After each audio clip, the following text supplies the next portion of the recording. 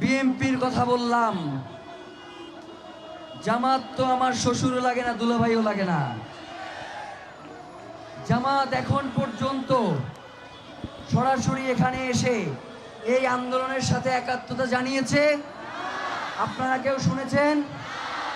আমরা চাই বিএনপি, জামাত, এনসিপি প্রত্যেকের নিজস্ব রাজনৈতিক এজেন্ডা থাকবে। আপনারা আপনাদের রাজনীতি করবেন, সব ঠিক আছে, কিন্তু এই জনগণ তো আপনাদেরকেও হাদি হত্যার বিচারের জন্য পাশে চায়। যদি আপনারা কোনোভাবে এই হাদি হত্যার যেই বিচার, সেই বিচারের জন্য আপনারা যদি সোচ্চার না হন, এই নির্বাচনে জনগণ আপনাদেরকে সোচ্চার করে দিবে। কিন্তু সেই পর্যন্ত আমরা চাই না যে আপনারা অতদূর পর্যন্ত পৌঁছে যান। আমরা চাই বাংলাদেশের স্বাধীনতা, সার্বভৌমত্ব টিকিয়ে রাখার জন্য, ইনসাফের লড়াই করবার জন্য আওয়ামী লীগের বিরুদ্ধে সকল রাজনৈতিক দল মতের একতাবদ্ধ হওয়া প্রয়োজন।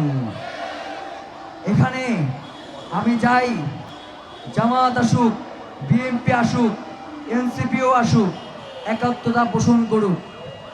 কারণ ওসমান হাদি যতদিন বেঁচে ছিলেন, তিনি সব সময় আওয়ামী লীগের বিরুদ্ধে বিএনপি, জামাত সহ এনসিপি সকল রাজনৈতিক দলগুলোর একটা ঐক্য চাইতেন। এবং আমরা ইনকিলাব মঞ্চ শহীদ ওসমান হাদির এই আদর্শকে ধারণ করেই আমরা চাই যে বাংলাদেশপন্থী রাজনৈতিক দলগুলোর মধ্যে একতা গড়ে উঠুক। কে ক্ষমতায় যাবে, কে ক্ষমতায় যাবে না, এটা তারা তাদের নিজস্ব রাজনৈতিক পরিমণ্ডলে আলাপ আলোচনার মধ্য দিয়ে গড়ে উঠুক। কিন্তু শহীদ ওসমান হাদিকে কোনোভাবেই কোনো দলের করা যাবে না, তার আদর্শকে কোনো দলের উপর চাপিয়ে দেওয়া যাবে না। শহীদ ওসমান হাদি বাংলাদেশের জনতার, তাকে বাংলাদেশের জনতার হয়েই বাংলাদেশের যারা রাজনীতি করবেন জনগণের সামনে উপস্থাপন করতে হবে। কোনো দলের মধ্যে তাকে কক্ষিগত করা চলবে না। আপনারা কি তাকে জামাতের হইতে দিবেন? আপনারা কি তাকে বিএনপির হইতে দিবেন? আপনারা কি তাকে এনসিপির হইতে দিবেন? এই ইনসাফের লড়াই কি শুধু জামাতের? এই ইনসাফের লড়াই কি শুধু বিএনপি? এই ইনসাফের লড়াই কি শুধু চরমনাইর? এই ইনসাফের লড়াই কি শুধু এনসিপির? যদি নাই হয়, তাহলে ইনসাফের লড়াই যেহেতু এটা সকলেরই দায়িত্ব, সুতরাং সকলের একই সাথে দায়িত্ব হচ্ছে আমাদের ইনসাফের লড়াইয়ের অগ্রসেনানী, জুলাই জজবার প্রাণ শহীদ ওসমান হাদিকে যারা খুন করেছে, তাদের হত্যার বিচারের জন্য আজকে এই জনতার সাথে এসে তারাও দাঁড়াক। প্রিয় ভাইয়েরা, কথা বললে অনেক কথাই বলতে চাই, কিন্তু এত কথা বলবার বা শুনবার ধৈর্য হয়তো আপনাদের নাই। গতকাল থেকে আপনারা দেখেছেন যে বিভিন্নভাবে ইনকিলাব মঞ্চ যাতে ঢাকা ৮ আসনে ইলেকশন করে, এই জন্য আপনারা আমাদেরকে বলেছেন। আপনাদেরকে একটা কথা বলি, শহীদ ওসমান হাদির কথাগুলো তো আপনারা শুনেছেন।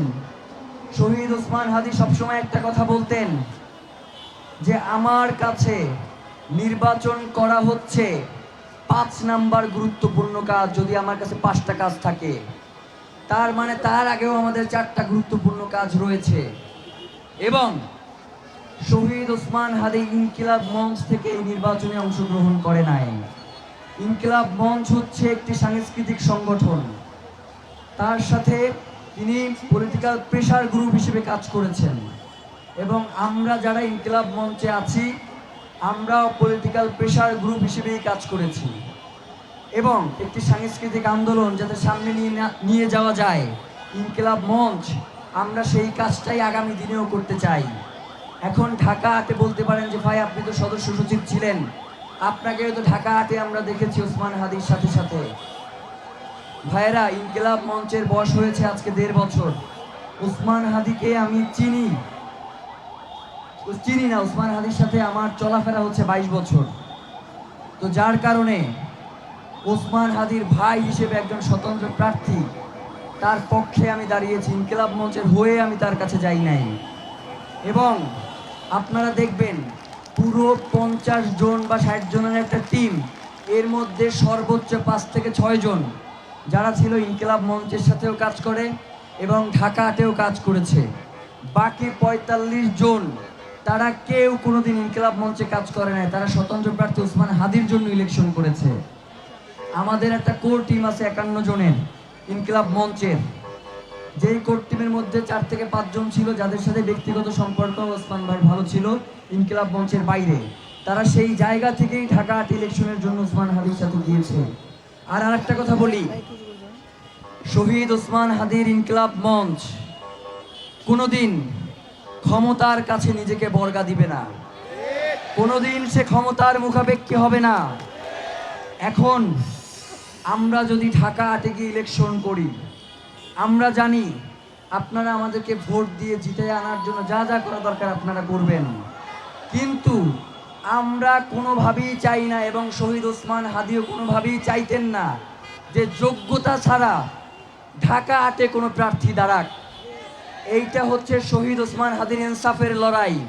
আমরা যতদিন পর্যন্ত শহীদ ওসমান হাদির মতো যোগ্যতা সম্পন্ন হয়ে না উঠব ততদিন পর্যন্ত আমরা ঢাকা 8-এ দাঁড়াবো না। কোনো সিম্প্যাথি নিয়ে আমরা ঢাকা 8-এ দাঁড়াইতে চাই না। সিম্প্যাথির রাজনীতি যারা করে তাদেরকে আপনারা চেনেন। ইনকিলাব মঞ্চ কোনোদিন সিম্প্যাথির রাজনীতি করবে না, এটা আপনাদেরকে নিশ্চয়তা দিচ্ছি। আমরা যে ইনসাফের লড়াই শুরু করেছি, যদি মনে করে থাকেন কেউ যে শহীদ ওসমান হাদির হত্যার বিচারের মধ্য দিয়ে আমাদের ইনসাফের লড়াই শেষ হয়ে যাবে, আপনারা ভুল করছেন। শহীদ ওসমান হাদির হত্যার পরে শহীদ ওসমান হাদি রাজনীতি করতে আসেন নাই, তিনি বাংলাদেশের রাজনীতি আগামী দিনে কেমন হবে সেটা বিনির্মাণ করতে আসছিলেন। এই ইনকিলাব মঞ্চ আগামী দিনে বাংলাদেশের রাজনীতি কেমন হবে তার রূপরেখা ঠিক করে দেবে ইনশাআল্লাহ। ক্ষমতায় যে নয়, ক্ষমতা পরিবর্তন করার জন্য আমরা এখানে দাঁড়িয়েছি এবং আমরা আপনাদেরকে পাশে চাই। শহীদ ওসমান হাদি যেই কাজ করে গেছেন, আগামী এই ইলেকশনে 12 তারিখের ইলেকশনে যারাই ক্ষমতায় আসবেন, আপনারা দেখেছেন ইতিমধ্যে বিভিন্ন ফেসবুক পোস্টে হাদি ভাই এইটা বলেছেন, হাদি ভাই ওইটা বলেছেন, সবাই প্রার্থী। তার মানে হাদি ভাইকে অস্বীকার করে যে ক্ষমতায় যাওয়া যাবে না সেটা তারা অলরেডি বুঝে গেছে, যার কারণে বিভিন্ন মাধ্যমে তারা হাদি ভাইকে ব্যবহার করা শুরু করে দিয়েছে। হাদি ভাইকে ব্যবহার করেন, কোনো সমস্যা নাই, কিন্তু হাদি ভাইয়ের ইনসাফের যে লড়াই, সেই লড়াইয়ের নিশ্চয়তা প্রদান করেই আপনারা প্রয়োজনে হাদি ভাইয়ের সাথে কণ্ঠস্বর মিলান। কিন্তু যদি শুধুমাত্র ব্যবসার জন্য, শুধুমাত্র ক্ষমতায় যাওয়ার জন্য যদি হাদি ভাইয়ের নাম ব্যবহার করেন, ক্ষমতায় যাইতে পারবেন না, ক্ষমতায় যাইতে পারবেন না। জনগণ শুধুমাত্র হাদি ভাইকে নিয়ে আজকে আপনি কথা বলছেন, সেই আবেগ দিয়ে আপনারে ভোট দিবে না। আপনার আগের হিসাব এবং বর্তমান হিসাব দুইটা মিলাইয়েই আপনাকে ভোট দিবে। আগে যেই হাদি ভাইকে আপনি গালি দিছেন, সেই হাদি ভাইয়ের নাম নিয়ে আপনি সংসদে যাবেন, সেইটা হইতে পারে না, সেইটা আমরা হইতে দিব না। আমরা আগামী দিনে হাদি ভাইয়ের হত্যার প্রক্রিয়া, হাদি ভাইকে যারা হত্যা করেছে সেই বিচার প্রক্রিয়া শুরু হওয়ার পর আমরা নাম ধরে ধরে বলবো কারা হাদি ভাইয়ের এই আন্দোলনকে বাধাগ্রস্ত করত। সুতরাং নব্য হাদি প্রেমী হইয়া সংসদে যাবা, এই স্বপ্ন তোমাদেরকে আমরা পূরণ হইতে দিব না। প্রিয় ভাইয়েরা, হাদি ভাই কাদের পক্ষে কথা বলতো আর কাদের পক্ষে কথা বলতো না, এইটা আমাদের বলবার কিছু না, এটা হাদি ভাই নিজেই বইলা গেছেন। সেই ভিডিওগুলো আপনারা দেখেন, তার সেই পোস্টগুলো আপনারা পড়েন, আপনারাই বুঝে যাবেন যে কাকে ভোট দেয়া লাগবে আর কাকে ভোট দেয়া যাবে না। প্রিয় ভাইয়েরা, অনেকক্ষণ কথা বলেছি, আপনাদের শীতে সবার কষ্ট হচ্ছে আমরা জানি, কিন্তু এরপরেও আমি তো মনে করি এইখানে যারা আসছে তারা এই কষ্ট স্বীকার করবার জন্যই এইখানে আসছে। সুতরাং আমাদের কোনো ভয় নাই, আমরা মৃত্যুকে পরোয়া করি না, আমরা কোনো ক্ষমতাকে পরোয়া করি না।